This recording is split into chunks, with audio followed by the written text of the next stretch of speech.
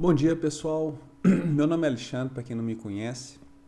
Eu fiz um canal e fiz uma página no Facebook, um canal no YouTube, para falar um pouquinho sobre gestão, especificamente gestão voltada para o serviço público. Falar de política pública e falar sobre ferramentas de gestão para o serviço público.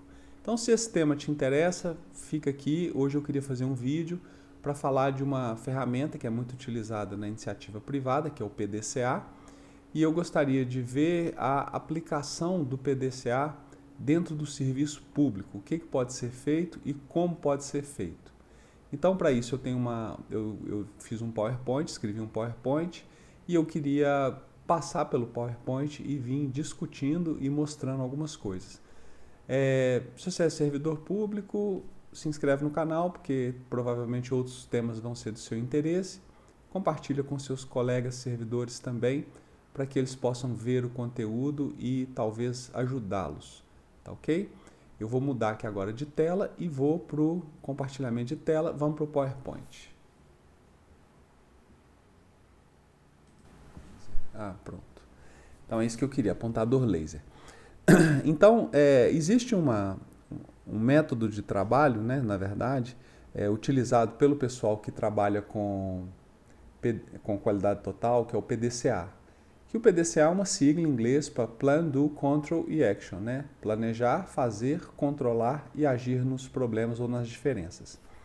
O que eu fiz? Eu peguei essa teoria, né, ou esse método de trabalho e fiz algumas adaptações a ele para que a gente conseguisse colocá-lo de uma forma mais adequada ao serviço público. Porque o serviço público, como vocês bem sabem, ele possui especificidades que tornam a aplicação do conhecimento, especialmente de gestão, um pouco mais delicado, um pouco mais problemático, um pouco mais cheio de milindres.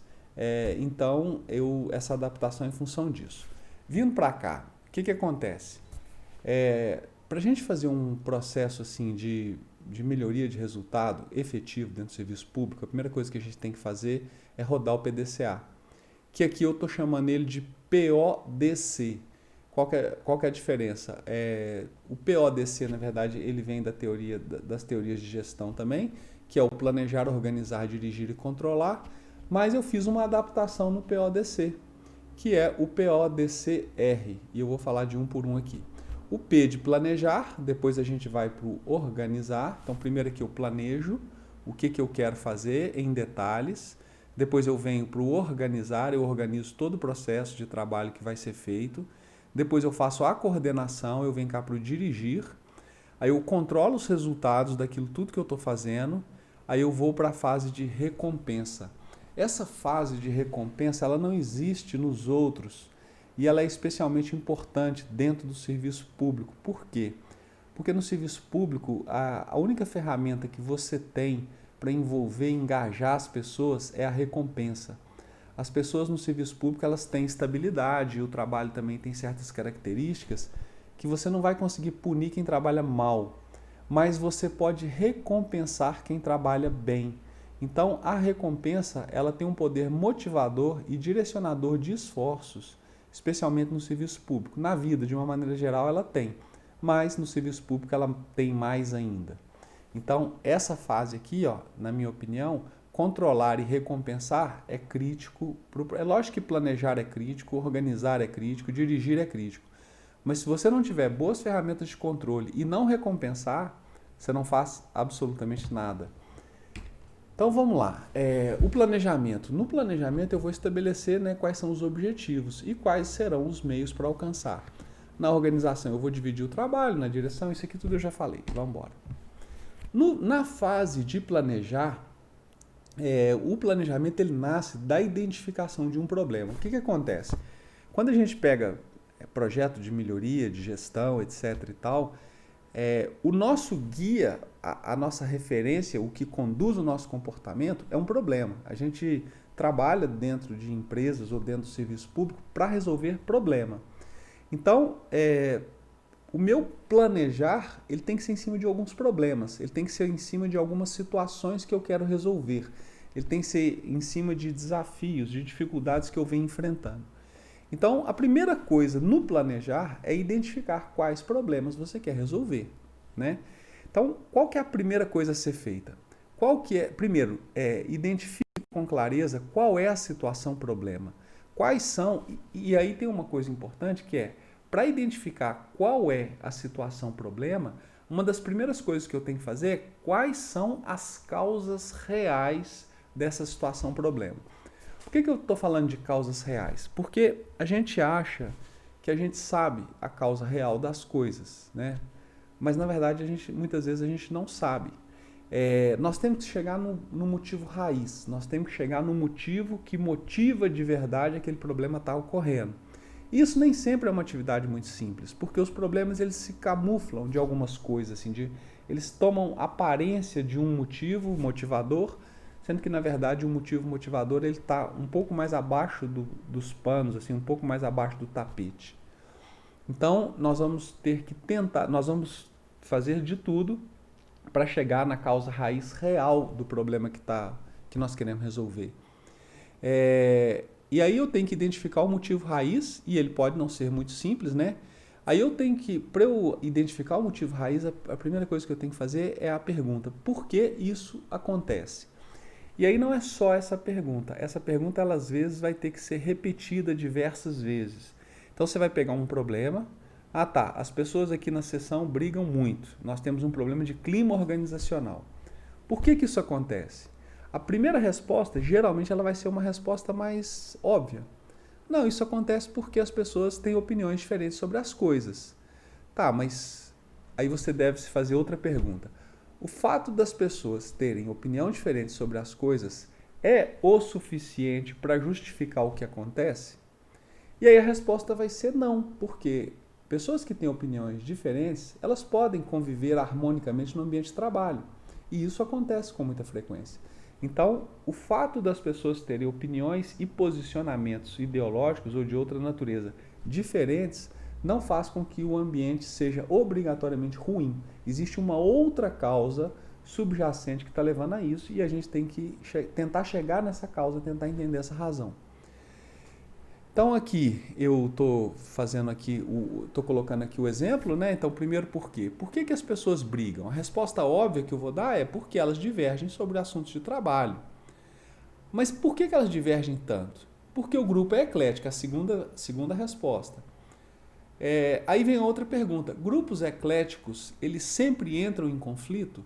Se a resposta for não, eu estou investigando o problema errado ou esse não é a causa raiz. Eu tenho que continuar aprofundando até chegar na causa raiz. Aí aqui é um diagrama bem simples, né? Então, por que as pessoas brigam tanto? Porque o grupo é eclético. O grupo ser eclético é uma causa necessária e suficiente? Sim.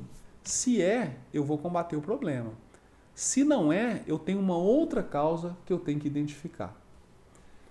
Pronto, então, dando prosseguimento, só que agora com pequena mudança de layout, vamos continuar. Então, a primeira sugestão que eu te daria é o seguinte, utilize o diagrama de peixe, né, o diagrama de Ishikawa, para você chegar na causa raiz, no problema raiz. Então, isso aqui é um exemplo do diagrama que eu peguei no site, mas eu sugeriria que você usasse mapa mental para fazer o diagrama. Acho que é melhor, mais prático e mais funcional. Mas vamos lá. Então, a primeira coisa, eu vou colocar aqui, ó, nessa caixinha da frente, qual é o problema que eu estou tentando combater. Então, por exemplo, problema de clima organizacional dentro do meu setor. Pronto, aqui é o problema. Aqui eu vou pegar os eixos principais, e esses eixos aqui também foram adaptados, eu fiz algumas modificações em relação à teoria original, para a gente entender aqui dentro do serviço público como que esses eixos podem estar contribuindo para o problema. Então, primeiro, no âmbito das pessoas, quais podem ser as causas ou os problemas que estão contribuindo para esse problema principal aqui na área de pessoas? Então, pessoas mal treinadas, pessoas incapacitadas, liderança de baixa qualidade, são várias possibilidades. Eu vou colocando elas aqui, ó. No âmbito dos processos, quais são os processos mais problemáticos que eu tenho? Eu vou colocar eles aqui também. No âmbito dos recursos físicos, quais são os recursos físicos que estão contribuindo para esse problema? Vou colocar aqui. No âmbito da informação, ou seja, eu tenho informação suficiente, o meu sistema de informação ele funciona bem, eu tenho equipe para poder me ajudar a gerar informação, eu vou colocar aqui. Regulamentação, nós temos algum problema com a lei, falta alguma regulamentação para me ajudar a resolver esse problema que eu estou combatendo? Se sim ou não, eu vou colocar aqui. E problema de gestão, né? Se eu tenho poucos controles, falta de ferramenta, falta de informação entra aqui dentro também, desconhecimento de ferramentas de gestão por parte de quem dirige o grupo, etc, etc. Então, aqui eu vou colocar os problemas relacionados à gestão. Então, depois de fazer isso tudo, eu vou conseguir, muito provavelmente, chegar às causas reais que levam ao problema, e aí sim começa a fase de planejamento. Então, aqui eu fiz um exemplo usando o mapa mental. Eu acho que o layout do mapa mental e a flexibilidade que ele te dá de trabalho é infinitamente maior e melhor. Então, por exemplo, desavença no grupo. No âmbito pessoas, o que está contribuindo? No âmbito recursos, o que está contribuindo? No âmbito processos, o que está contribuindo? Informação, gestão e regulamentação. Quem já usou o mapa mental sabe o quanto é fácil você colocar aqui mais 1, 2, 3 tópicos e colocar tópicos alinhados dentro de tópicos e por aí vai. Então, na fase de planejar, primeiro, continue investigando até que você consiga explicar uma situação, mesmo que não seja isoladamente. Chegue na causa fundamental, a gente já falou disso. Dicas para chegar na causa raiz, né? Procure trabalhar com dados. Isso é outra coisa que em outros momentos eu vou discutir, que é o seguinte: as pessoas muitas vezes tomam decisões de forma muito empírica, elas não têm dados para poder concluir o que elas estão concluindo. Sempre que possível, trabalhe com dados, trabalhe com planilhas, trabalhe com estatísticas, trabalhe com números e por aí vai. A única maneira de você conseguir um diagnóstico bem feito, ou uma das únicas, é você trabalhar com dados. Então, sempre trabalhe com dados.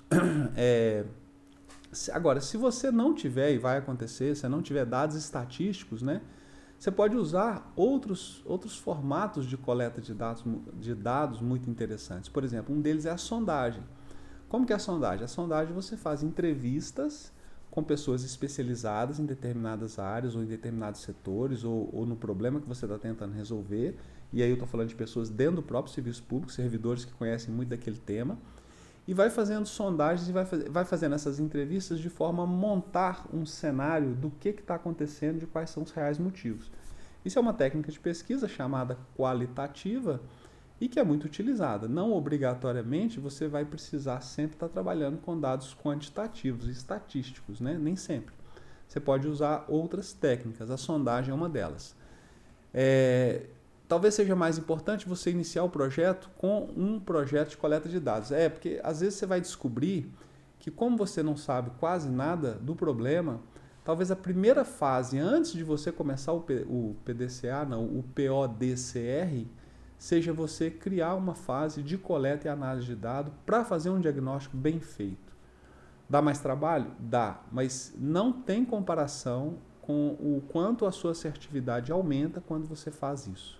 Então, eu acho que vale a pena se você não tiver dado confiável e bom na mão.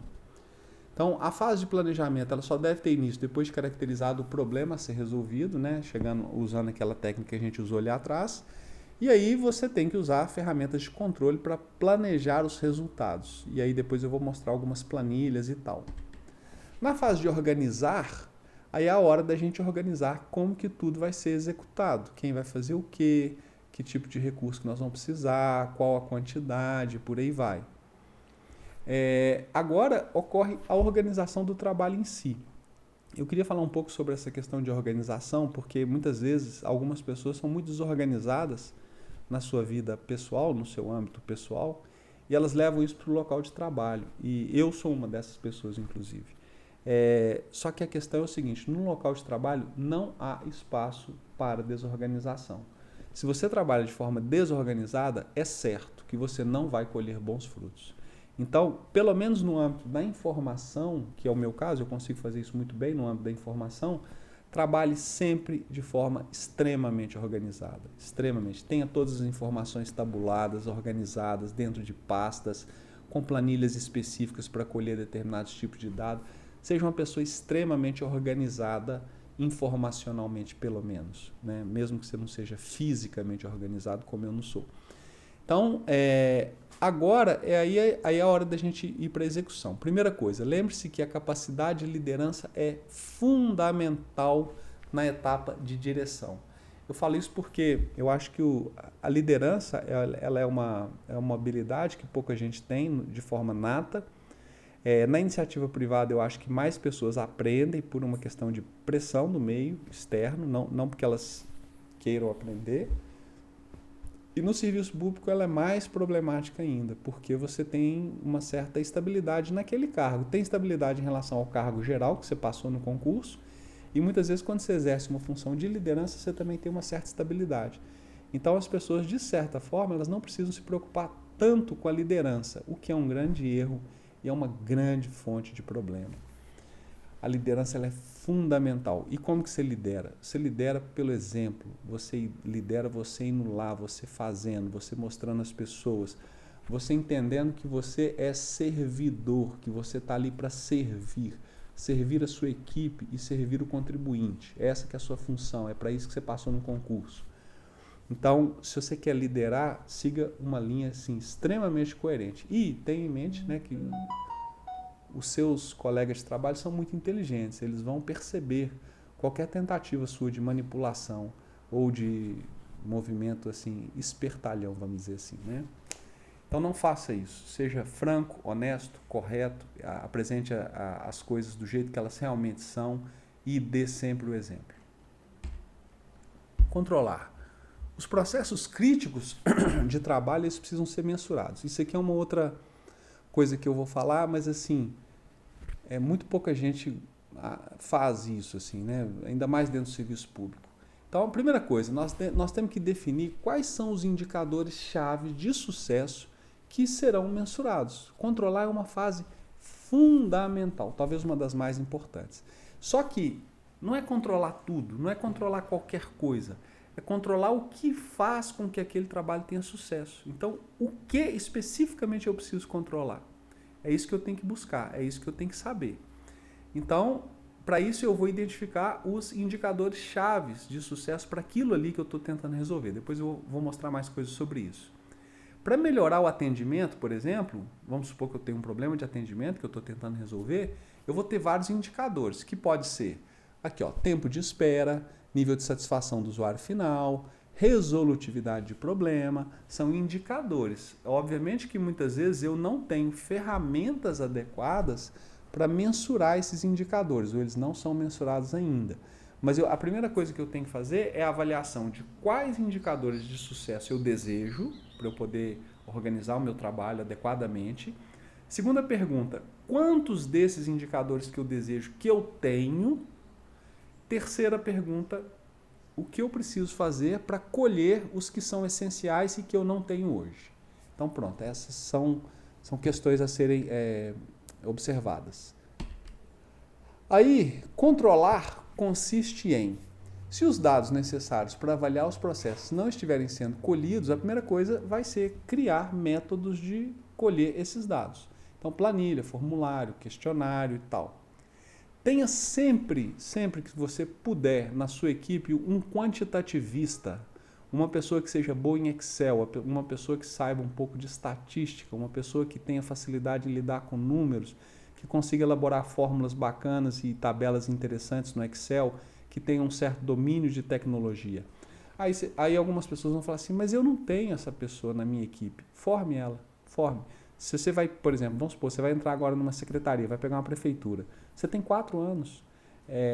Pega uma pessoa que já tem afinidade, que já tem habilidade e consiga livros de Excel, passa material para ela, questões básicas de estatística, e com 6 meses você vai ter uma pessoa boa para fazer isso. Então, se você não tem alguém na sua equipe e não tem como conseguir externamente, forme alguém dentro da sua equipe para fazer isso para você, ou para te acompanhar, ou então aprenda você mesmo. Outra coisa, algumas pessoas vão falar assim, mas esse negócio de ser quantitativista, isso é muito chato, a vida não pode ser assim, não dá para medir tudo. Não, filha, dá para medir tudo, tudo, tudo dá para ser medido, dá para ser mensurado. É lógico que você não vai tentar medir tudo, mas você vai medir aquilo que é fundamental para o sucesso daquilo que você está fazendo. Então, quando eu falo que dá para medir tudo, assim, eu trabalhei muito tempo com pesquisa de mercado. A questão do medir, do mensurar, está muito mais em como a ferramenta vai ser desenvolvida. Então, por exemplo, você pode medir, inclusive, a intensidade de amor de uma pessoa por outra. Basta que você tenha os questionários e as ferramentas adequadas para essa mensuração. Você pode criar indicador para esse item, inclusive. As pesquisas sociais, por exemplo, elas têm indicadores de qualidade de vida. Como que você mede qualidade de vida? Existe técnica para isso. Então, para essas pessoas que não gostam das técnicas quantitativas, eu gostaria de deixar claro que tudo pode ser medido. Não vamos pensar em medir tudo, mas vamos medir o que é essencial. Aí tem uma outra etapa aqui que eu acho que ela é fundamental, mas assim, fundamental mesmo, que é a recompensar.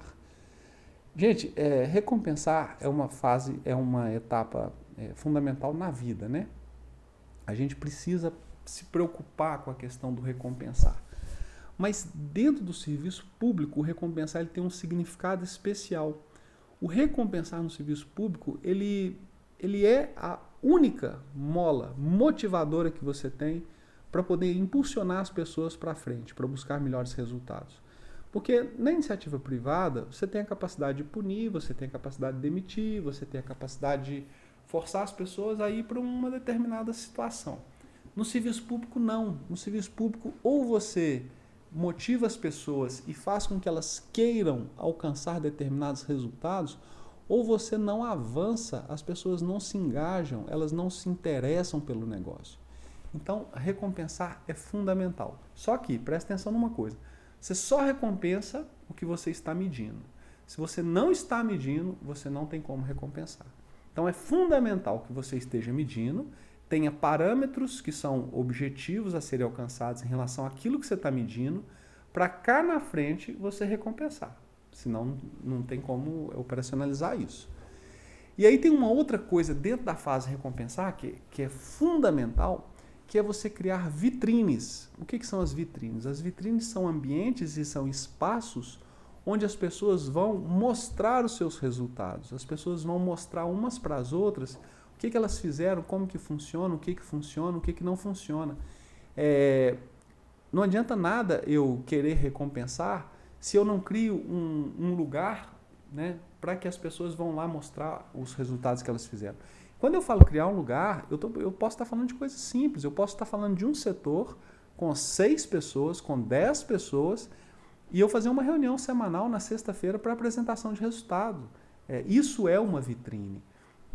E aí eu posso partir para o lúdico, né? Eu posso fazer brincadeiras, eu posso dar prêmios, eu posso oferecer um café para o vencedor, eu posso fazer uma série de coisas que não tem custo financeiro, mas que geram envolvimento, que as pessoas gostam e se envolvem e passam a fazer, porque elas querem estar bem na foto, né? Aquela velha história, ninguém quer ficar mal na foto. Então, se você coloca uma câmera e vai registrar, o comportamento das pessoas muda, geralmente para melhor. Então, é isso. Esse vídeo ficou longo, eu pensei que ele ia ficar um pouco mais curto. E eu queria então convidar todos vocês, quem gostou se inscreve no canal, quem gostou e acha que isso pode ajudar outras pessoas, compartilha por favor, encaminha para os seus colegas, servidores públicos, e eu vou deixar os endereços aqui, tanto da página, eu vou deixar aqui embaixo, e vou deixar também o do canal, a da página no Facebook e do canal, tá ok? Um abraço e nos vemos daqui a pouco.